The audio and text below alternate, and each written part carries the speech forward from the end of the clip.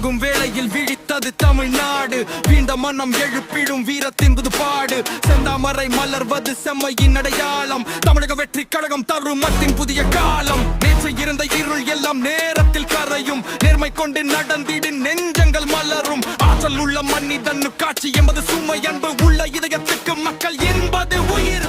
பட்டம் வந்து போகலாம், பணமும் வந்து தீரலாம். பாசம் மட்டும் விதைத்தவன் பெயர் என்றெண்டம் நீடலாம். அரசன் என்று இருப்பவன் அரியணையில் வாழ்வதில்லை. அழகை துடைக்கும் கரங்கள் உள்ளங்களில் வாழும் நிலை.